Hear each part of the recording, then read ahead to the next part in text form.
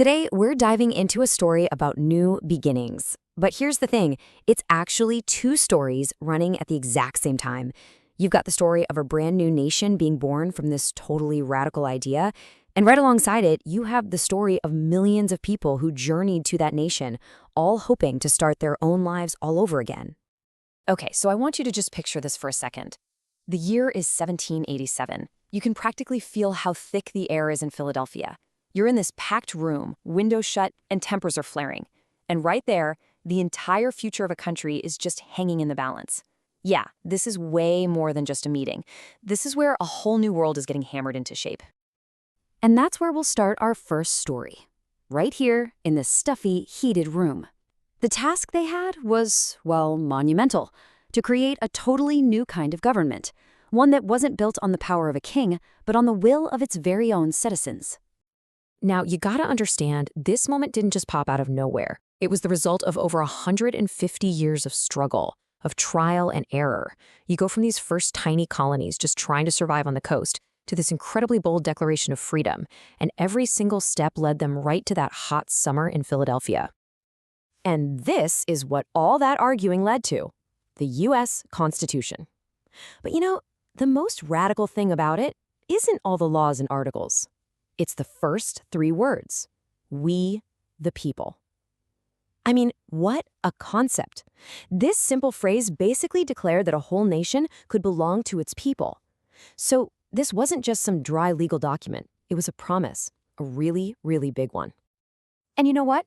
That promise, well, that's where our second story kicks in. Because people heard it. All around the world, they started hearing about this new land, and they started to come. They were drawn here by the sheer power of those three little words. Which brings us to a huge question, right? What on earth could possibly make someone leave everything they've ever known, their home, their family, their entire culture, and risk a really dangerous journey to a place they've never even seen? Well, the reasons are all over the map, just like the people who came. For some, it was the pull of opportunity, the chance to get a job in these booming cities or the wild dream of actually owning their own land. For others, it was more of a push.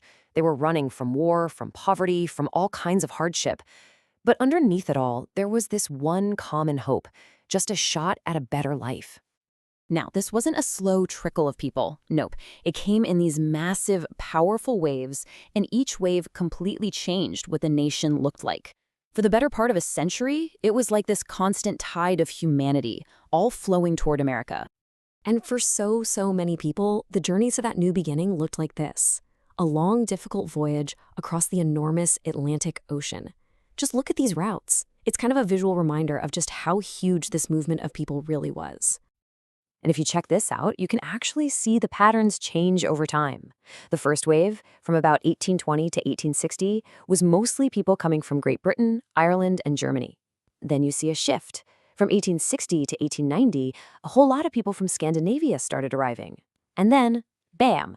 Around the turn of the 20th century, the main point of origin swings dramatically to Southern and Eastern Europe. Can you just imagine? For millions of those people, this was their very first glimpse of America, the Great Hall at Ellis Island. In the middle of all that noise and all those crowds, inspectors would check their papers and their health. This one single room was literally the doorway between their old life and the chance at a new one. Just let that number sink in for a second. 12 million people. That's how many human beings passed through the doors of Ellis Island before it finally closed in 1954. That's not just a statistic. That's 12 million individual stories of hope and fear and grit, all coming together on this one tiny island in New York Harbor. So what happened once they got through? Well, they didn't just join the country. They actively built it. They reshaped it. And they were constantly expanding and redefining what those words, we the people, could actually mean. Their contributions are literally woven into the fabric of America. Think about Alexander Graham Bell, for example. He comes over from Scotland, and his invention, the telephone, it completely changed how we all talk to each other. Forever. And hey, another guy from Scotland, Andrew Carnegie. He brought over a new way to make steel and became this absolute giant of industry, literally building the steel skeleton for the modern cities we know today. Or how about Albert Einstein? Comes to America as a refugee from Germany and just completely changes our understanding of the entire universe from his new home here. No big deal. And this isn't just ancient history either.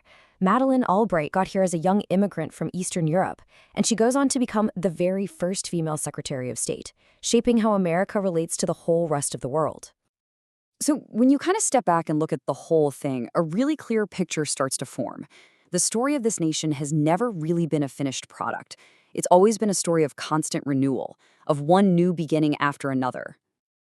And here's the real takeaway. That big idea from that sweltering room in Philadelphia, that whole "we the people" thing, it's the exact same idea that fueled the hopes of those 12 million people at Ellis Island and the millions who came after. The two stories, they're really just one big story. Which kind of leaves us with one last thought. The nation itself was a new beginning. Every immigrant's journey was its own new beginning. History shows us that the power to start again is always there. So the real question for us today is, what new beginnings will we choose to write?